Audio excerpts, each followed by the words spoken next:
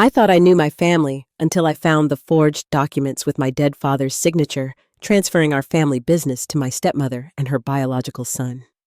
23 years of believing I was the rightful heir. 23 years of working 80-hour weeks to build what I thought would be mine, only to discover they had been systematically stealing my inheritance while I grieved. The worst part was not the money, it was realizing that every family dinner, every holiday, every "I love you" had been a calculated lie. Before we dive into how I exposed their elaborate scheme and got my justice, I want to know, where are you watching from today? If stories about family betrayal and legal revenge get your blood pumping like they do mine, smash that like button and subscribe, because this tale of corporate fraud and family karma is going to blow your mind. Trust me, you will not see this ending coming. My name is Aurelia Blackwood, and 3 months ago, I was living what I thought was my perfect life. At 28, I was the youngest executive vice president in our family's luxury hotel chain, Blackwood Hospitality Group. My father had built this empire from a single bed and breakfast in Vermont, and before his sudden heart attack 2 years ago, he had promised me that everything would be mine someday. My stepmother, Victoria, had married my father when I was 5, shortly after my mother died in a car accident. She brought her 10-year-old son, Marcus, into our lives, and for 23 years I genuinely believed we were a real family. Victoria had always been cold but fair, and Marcus felt like the older brother I never had. We worked together, vacationed together, and when Dad died, we grieved together. The discovery happened on a rainy Tuesday morning in October. I was cleaning out Dad's home office, finally ready to sort through his personal papers. Victoria had been asking me to clear the room for months, saying she wanted to convert it into a reading nook. I found it strange that she seemed so eager to erase his presence, but I chalked it up to her way of coping with grief.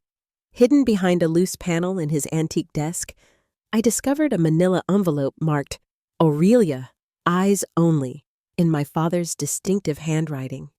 Inside were photocopies of legal documents, bank statements, and a letter dated just 1 week before his death. My hands trembled as I read his words. "My dearest Aurelia, if you are reading this, then something has happened to me before I could protect you from what I discovered. Victoria and Marcus have been embezzling from the company for over 3 years. I have evidence of forged contracts, falsified expense reports, and unauthorized asset transfers. I was planning to confront them and involve the authorities, but I wanted to speak with you first. The original documents are in Safety Deposit Box 471 at First National Bank. I am so sorry, my darling daughter." The room spun around me. I sat on the Persian rug where I used to play as a child, surrounded by evidence of the most devastating betrayal imaginable. Dad had left copies of bank records showing systematic transfers of company funds to offshore accounts in Victoria's name. There were forged invoices for non-existent vendors, fraudulent consulting fees paid to Marcus's personal LLC, and most shocking of all, a falsified will that had been prepared but never signed, leaving everything to Victoria instead of me. My phone buzzed with a text from Victoria. "How is the office cleaning going, sweetheart? Take your time, no rush."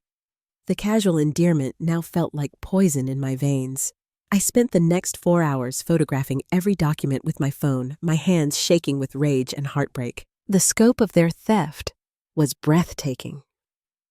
Over $2.8 million had been systematically stolen from the company over 3 years. They had been so careful, so methodical, spreading the theft across multiple accounts and transactions to avoid detection. But the financial betrayal was nothing compared to the emotional devastation. Every family memory now felt tainted. Had Victoria been calculating ways to steal from us during Christmas mornings? Was Marcus thinking about offshore accounts when he hugged me at Dad's funeral? Had they been planning this theft from the moment they joined our family? That afternoon, I drove to First National Bank with Dad's safety deposit box key, which I found taped inside the envelope. The bank manager, who had known my father for decades, led me to the vault with solemn sympathy. Inside Box 471. I found the original documents Dad had mentioned, plus additional evidence I had not seen recorded phone conversations between Victoria and Marcus discussing their plans. Printed emails with their attorney about establishing the offshore accounts. And most damning of all, a recorded confession from Victoria admitting they had been systematically stealing from the business since year one of their marriage. As I listened to Victoria's voice on Dad's hidden recording device saying, "The old fool will never figure it out, and when he dies, we will own everything," I realized that my father's death might not have been the natural heart attack everyone believed it to be. The recording was dated just 2 days before he died, and Victoria was discussing accelerating the timeline with someone whose voice I could not identify. I sat in my car in the bank parking lot, surrounded by evidence of a conspiracy that had stolen not just my inheritance, but potentially my father's life. The rain drummed against the windshield as I made a decision that would change everything. I was not going to confront them. I was not going to give them a chance to destroy evidence or flee. I was going to let the law handle this, but first, I needed to be absolutely certain I had everything. That evening at dinner, Victoria and Marcus acted perfectly normal, asking about my day and discussing upcoming board meetings as if they had not spent years systematically destroying everything my father had built. I smiled and played along, all while planning their complete and total destruction. The next morning, I called in sick to work for the first time in 5 years. Instead of going to the office, I drove 2 hours to visit Dad's longtime friend and attorney, Robert Hutchinson, who had been mysteriously replaced by Victoria's choice of legal counsel immediately after the funeral. I had always wondered why she insisted on switching lawyers when Robert had handled our family's legal affairs for over 20 years. Robert's face went ashen when I showed him the documents. He confirmed my worst fears. The will that had been presented for probate was a sophisticated forgery. Dad's real will, which Robert had helped him draft just 6 months before his death, left everything to me with only a modest trust fund for Victoria. More importantly, Robert revealed that my father had scheduled an appointment with him for the day after he died, specifically to discuss urgent family business matters and to update estate planning due to concerning discoveries. "Your father was worried about something in those final weeks," Robert told me, his weathered hands trembling as he examined the forged signatures. "He called me 3 times asking about forensic accounting services and how to report financial crimes. I thought he was being overly cautious about business matters, but now I understand he was building a case." Robert introduced me to his partner, Sarah Chen, a former federal prosecutor who specialized in white-collar crime. Sarah took one look at the evidence and whistled low. "This is not just embezzlement," she said grimly. "This is racketeering, wire fraud, money laundering, and possibly murder. The sophistication of this operation suggests they had professional help." We spent the entire day building a comprehensive legal strategy. Sarah explained that we needed to be extremely careful about how we proceeded. Victoria and Marcus had clearly been planning this for years, and they likely had contingency plans if their theft was discovered. We could not afford to give them any warning that we knew about their crimes. The first step was to secure additional evidence before they could destroy it. Sarah obtained an emergency court order to freeze all company accounts and preserve electronic records. She also arranged for a forensic accounting firm to conduct a comprehensive audit of Blackwood Hospitality Group's finances going back 5 years.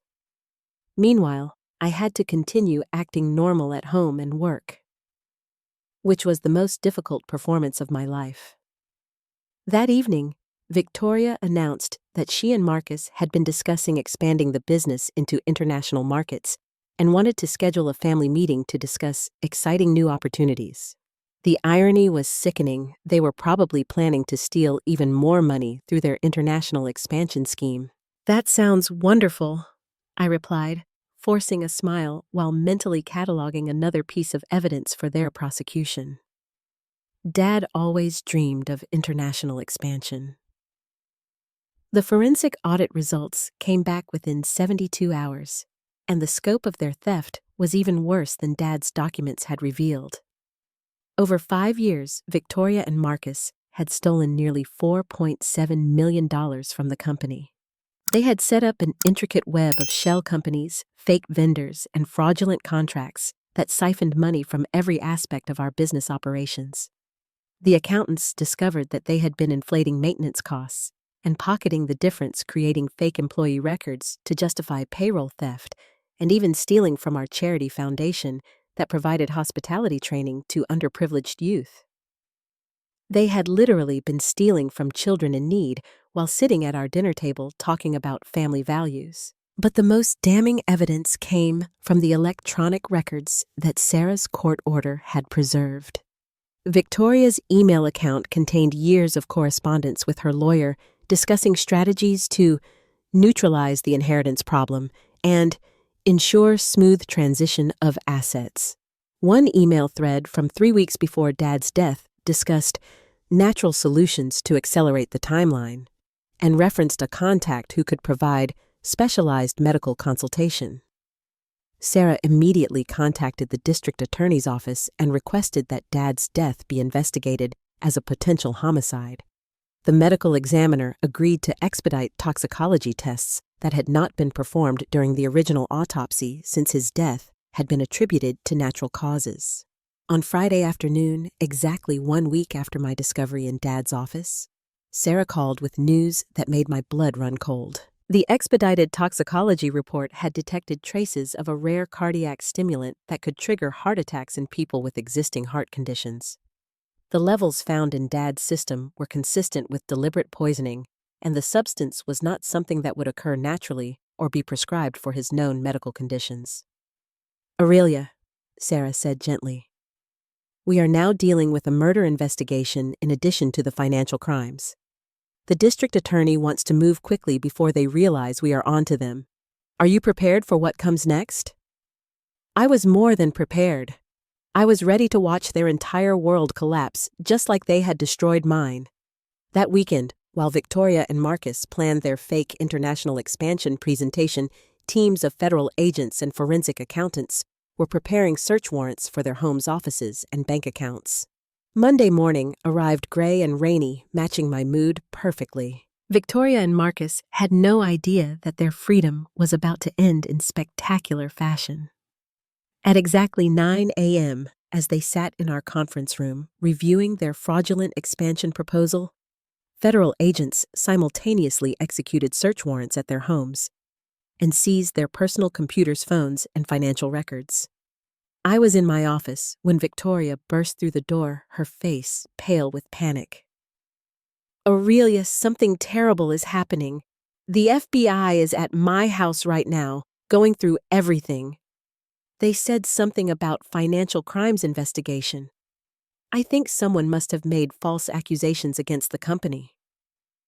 Looking into her lying eyes, I felt a surge of satisfaction that I had not expected. "Really?" I replied calmly. "That sounds very serious. I hope whoever is responsible for any financial irregularities is held fully accountable." The moment of recognition in her eyes was everything I had dreamed of. She realized that I knew. She realized that her perfect 23-year con was over. She realized that justice was finally coming for her and Marcus. Within 6 hours, both Victoria and Marcus were arrested on charges of embezzlement, wire fraud, money laundering, racketeering, and conspiracy to commit murder. The arrests of Victoria and Marcus sent shockwaves through our close-knit business community and extended family network. Within 24 hours, my phone was ringing constantly with relatives, business partners, and family friends demanding answers. Some were supportive, but others accused me of being vindictive and tearing apart the family that Dad had worked so hard to build together. The most painful call came from my aunt, Margaret, Dad's younger sister, who had always been like a second mother to me. "Aurelia, honey, I understand you are grieving and looking for someone to blame for your father's death. she said, her voice heavy with disappointment. But destroying Victoria and Marcus with false accusations is not what your father would have wanted. Family forgives, sweetheart. Family does not send each other to prison. I tried to explain the evidence, the forged documents, the stolen millions, but Margaret cut me off. Money can be replaced, darling. Family cannot. Please consider dropping these charges before you do permanent damage to relationships that cannot be repaired. Similar conversations played out with other relatives, and I quickly realized that Victoria and Marcus had spent years cultivating their innocent image while secretly poisoning family members against me. Several cousins mentioned that Victoria had frequently expressed worry about my obsessive attachment to money and control, and my inability to share the family legacy. The isolation was crushing until Sarah introduced me to Detective James Morrison, who had been assigned to investigate Dad's murder. Detective Morrison was a 20-year veteran of the Homicide Division, and his first words to me were exactly what I needed to hear.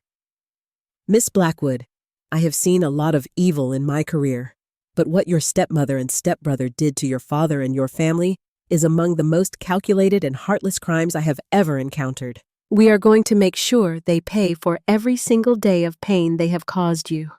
Detective Morrison became my first real ally in the fight for justice.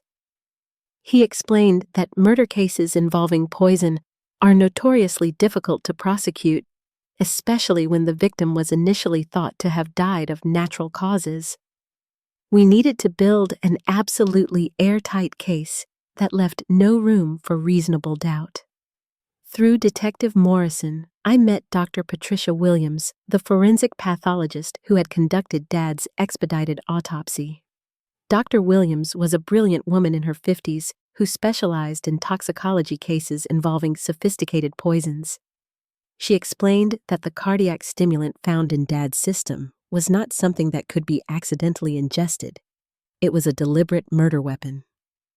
The substance we found is primarily used in veterinary medicine for large animals, Dr. Williams explained during our meeting at the medical examiner's office. For someone to obtain this drug and know the precise dosage needed to trigger a heart attack in a human with existing cardiac issues requires significant premeditation and research. This was not a crime of passion. This was a carefully planned execution. Dr. Williams became my second crucial ally, and she introduced me to her colleague, Dr. Michael Rodriguez, a pharmacologist who specialized in tracking the sources of unusual drugs used in crimes. Dr. Rodriguez agreed to help us trace where Victoria had obtained the cardiac stimulant that killed my father. Meanwhile, the forensic accountants continued uncovering the full scope of Victoria and Marcus's financial crimes. Lead investigator Amanda Foster discovered that their theft had been even more systematic than we initially realized. They had been stealing from the company since their very first year in the family, starting with small amounts and gradually increasing as they became more confident. Amanda became my third ally, and her team's work was crucial in building the prosecution's case. They were not just thieves, Amanda explained during one of our weekly briefings. They were sophisticated financial criminals who created an entire parallel business structure designed to funnel money out of your family's legitimate operations. The level of planning and execution suggests they may have done this before, possibly to other families. This revelation led to the most unexpected alliance of all. Detective Morrison's investigation into Victoria's background uncovered that she had been married twice before meeting my father, and both previous husbands had died under suspicious circumstances. The first husband, a wealthy businessman from California, had died in a hiking accident just 2 years after their marriage. The second husband, a successful restaurant owner from Colorado, had died of an apparent heart attack at age 45, also just 2 years after their wedding. Detective Morrison contacted the families of Victoria's previous husbands, and I soon found myself on a conference call with Jennifer Walsh, whose father had been Victoria's second husband.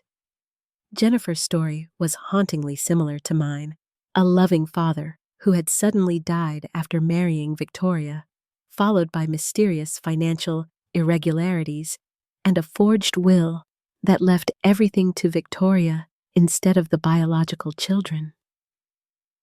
She destroyed our family just like she destroyed yours," Jennifer told me, her voice shaking with emotion.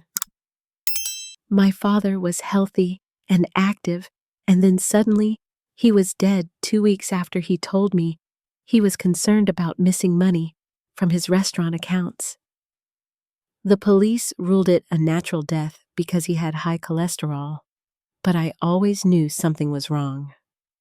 Jennifer became my fourth ally, and together we contacted Michael Torres, whose father had been Victoria's first husband. Michael's story was identical: a healthy father who died unexpectedly after expressing concerns about financial irregularities, followed by a forged will that gave everything to Victoria.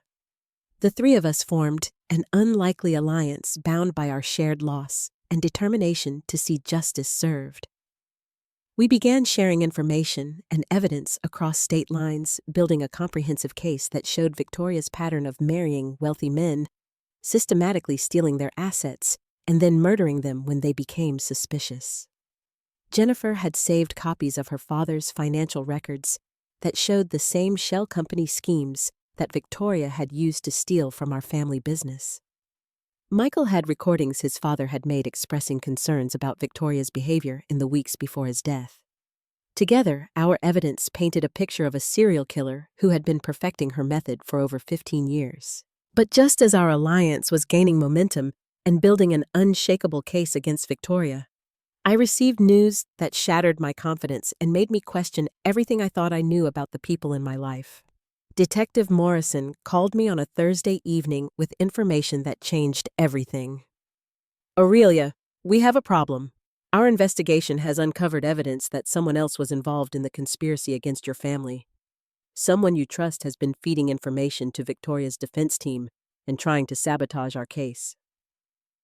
The betrayal was coming from inside my own circle of allies, and I was about to discover that the fight for justice was far from over.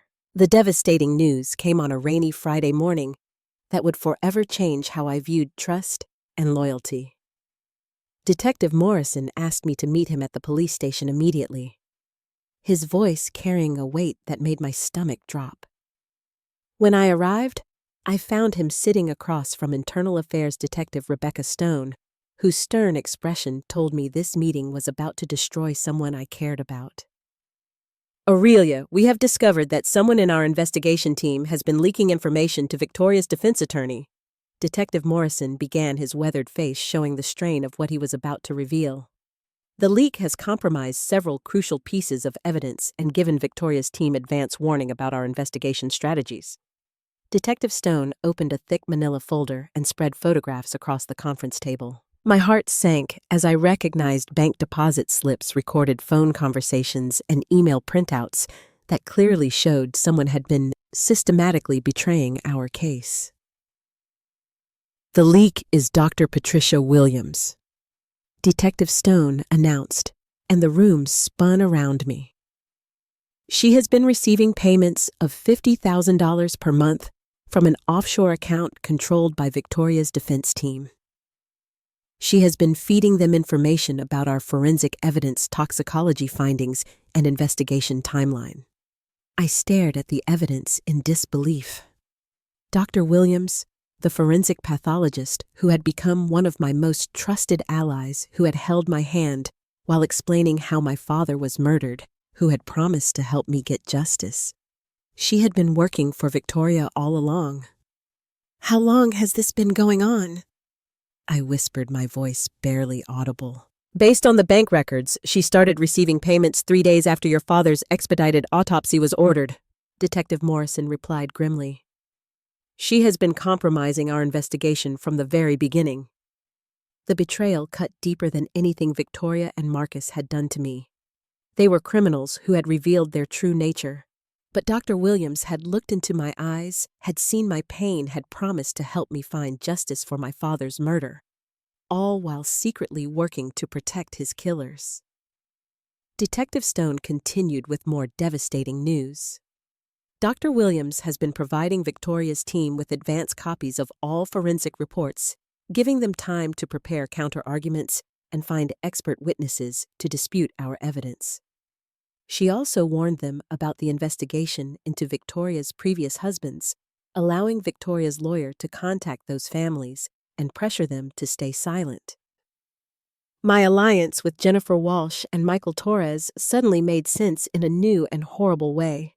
Dr. Williams had known about our cross-state collaboration because I had shared that information with her, trusting her completely. She had warned Victoria's team, who had then sent lawyers to threaten Jennifer and Michael with defamation lawsuits if they testified against Victoria.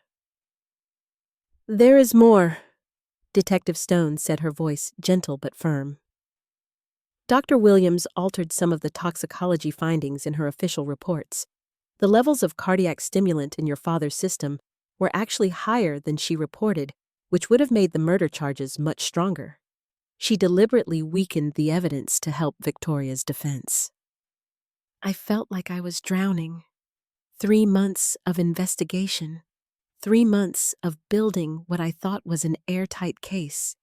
3 months of trusting someone who had been sabotaging justice for my father from day one. The betrayal was so complete, so calculated, that I wondered if I would ever be able to trust anyone again. Detective Morrison reached across the table and covered my hand with his. "Aurelia, I know this is devastating, but we caught her in time. We have been conducting a parallel investigation for the past 2 weeks, gathering evidence without Dr. Williams' knowledge. Her betrayal has not destroyed our case. It has just made it more complicated."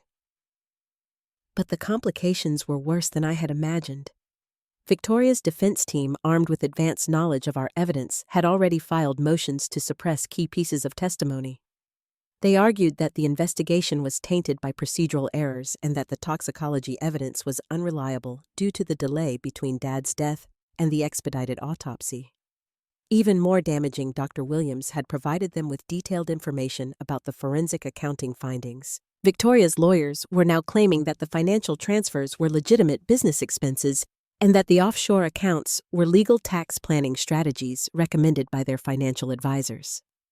The prosecution's case, which had seemed unshakable just days before, was now in serious jeopardy. Sarah Chin called an emergency meeting to discuss our options, and her assessment was grimly realistic.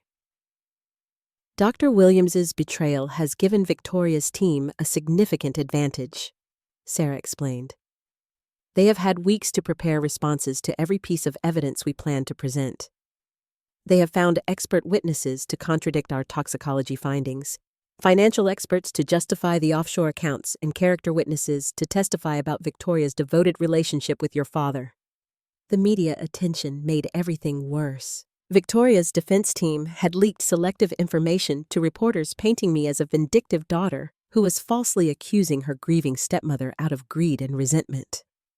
Local news stations ran stories questioning whether the charges against Victoria were justified, and several family friends publicly supported Victoria, saying they had never seen any signs of criminal behavior. My Aunt Margaret appeared on the evening news tearfully defending Victoria and asking the district attorney to drop the charges. "This family has been through enough tragedy," she said, looking directly into the camera. "Aurelia is destroying innocent people because she cannot accept that her father chose to share his love and his legacy with Victoria and Marcus." The public opinion campaign was devastating. Protesters gathered outside the courthouse during Victoria's preliminary hearings, holding signs that read, "Free Victoria" and "Stop Family Greed." I received dozens of hate letters and threatening phone calls from people who believed Victoria's story that I was a spoiled daughter trying to frame an innocent woman. Jennifer Walsh and Michael Torres, my allies in building the case against Victoria's pattern of murder, both withdrew their cooperation after being threatened with expensive defamation lawsuits. Without their testimony about Victoria's previous victims, our case lost crucial evidence of her modus operandi. By the end of October, just 6 weeks after Victoria's arrest, it seemed like she might actually escape justice. Her bail had been reduced due to lack of flight risk, and she was living comfortably in a downtown apartment while her high-powered legal team systematically destroyed the case I had spent months building. I sat in my empty family home, surrounded by Dad's belongings, and memories of a life that had been built on lies, wondering if evil sometimes really does triumph over justice, Doctor. Williams's betrayal had taught me that even people who seem to be fighting for justice can be corrupted by money and power. But just when I thought Victoria would escape accountability for destroying my family and murdering my father, an unexpected ally emerged who would change everything and finally deliver the justice I had been fighting for. The call came at 6 in the morning on a Tuesday in early November, jarring me from the first peaceful sleep I had experienced in weeks. The voice on the other end was unfamiliar but urgent. "Miss Blackwood, my name is Dr. Elena Rodriguez, and I have information about your stepmother that will change everything. We need to meet immediately."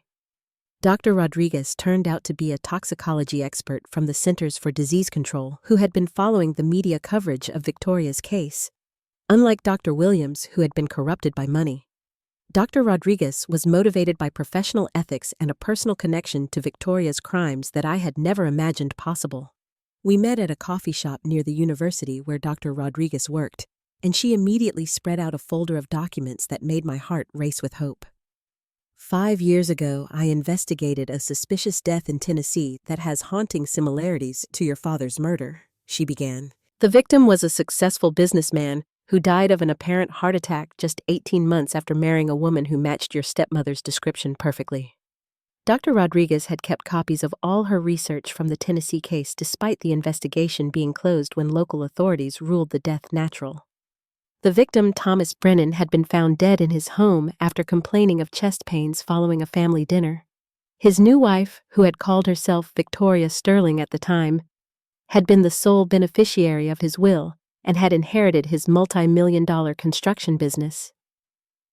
"I never forgot this case because something felt wrong about the toxicology findings," Dr. Rodriguez explained. "The local medical examiner found elevated levels of cardiac medication in Thomas's system, but he had no history of heart problems and no prescription for those drugs. I suspected poisoning, but I was overruled by my supervisor who said there was insufficient evidence to pursue a murder investigation." The photographs Dr. Rodriguez showed me were shocking. Victoria Sterling was unmistakably my stepmother, just with different hair color and style. But more importantly, Dr. Rodriguez had discovered something that Dr. Williams had deliberately hidden from our investigation. The cardiac stimulant found in Dad's system was identical to the substances found in Thomas Brennan's body 5 years earlier.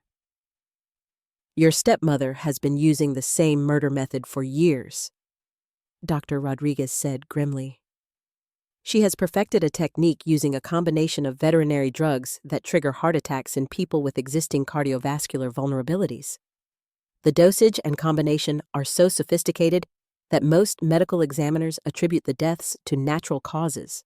Dr. Rodriguez had spent the past 5 years quietly investigating similar suspicious deaths across the country, building a database of cases that she believed were connected to the same killer.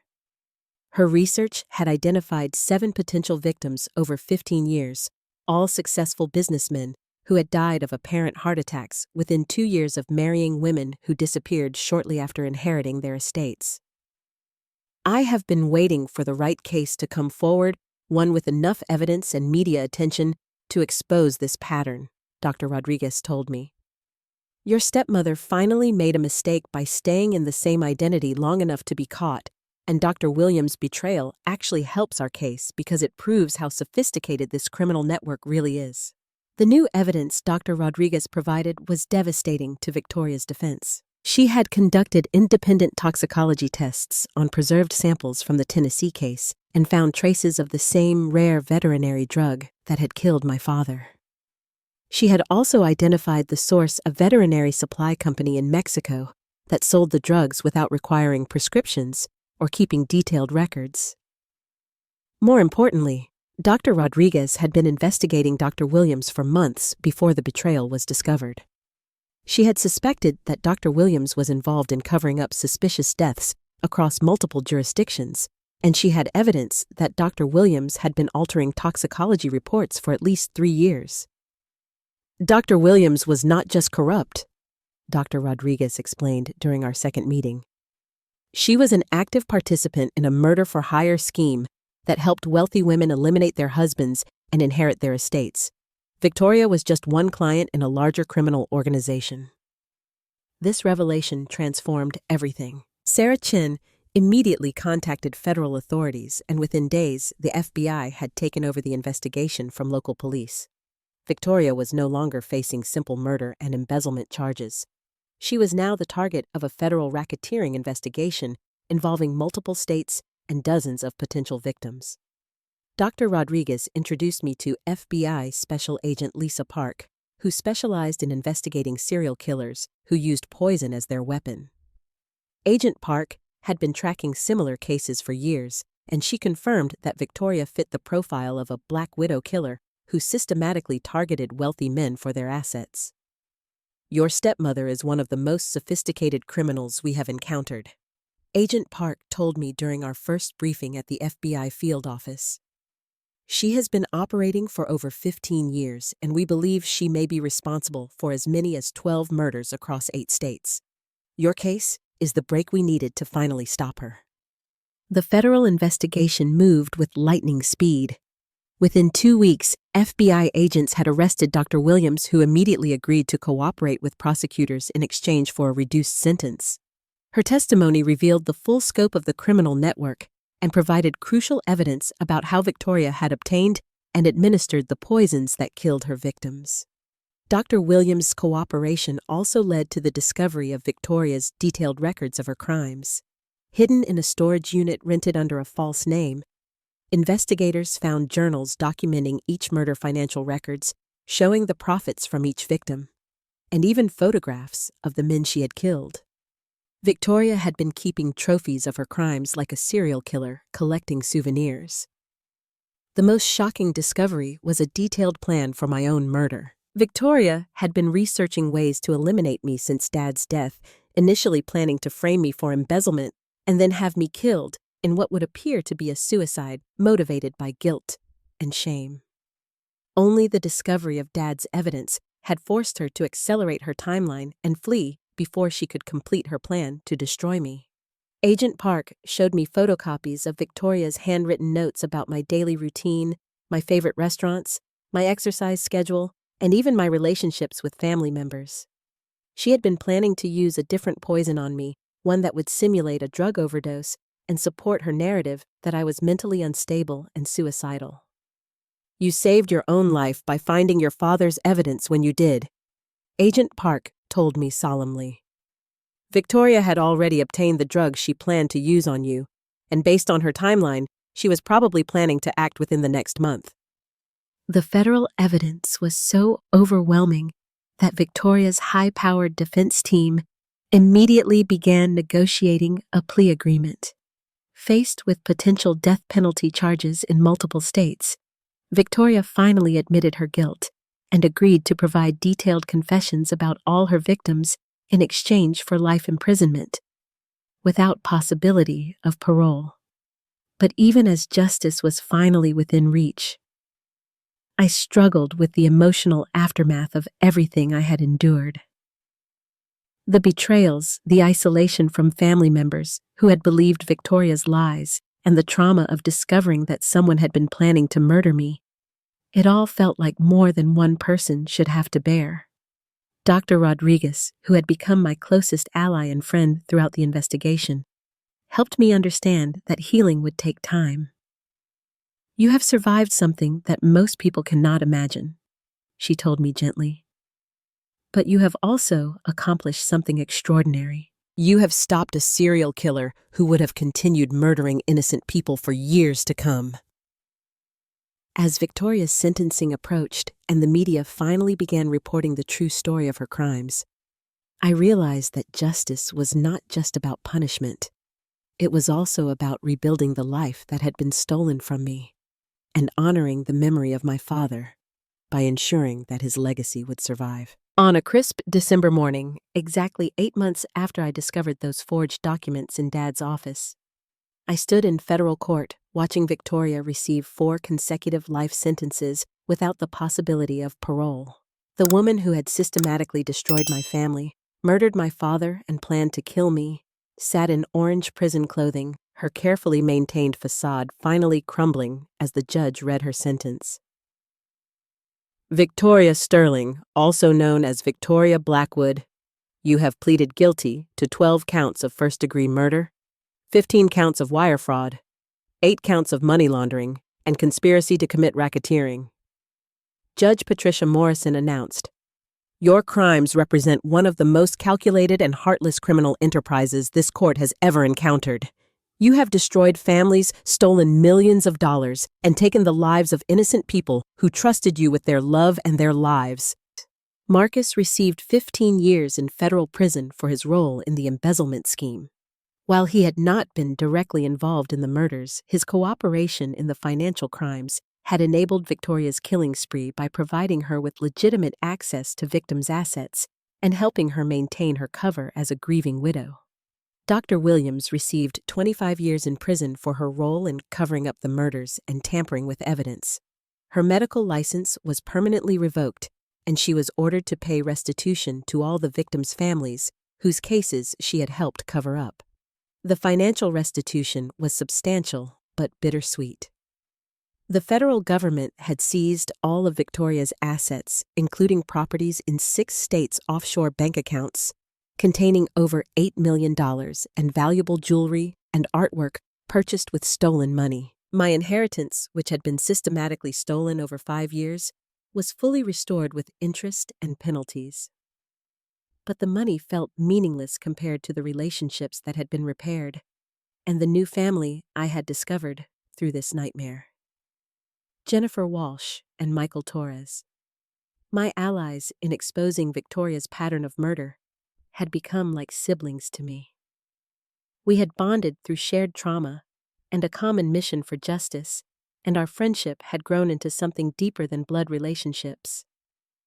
Dr. Elena Rodriguez had become my closest confidant and mentor. Her integrity, courage, and dedication to justice had shown me that there are still people in the world who will risk everything to do what is right.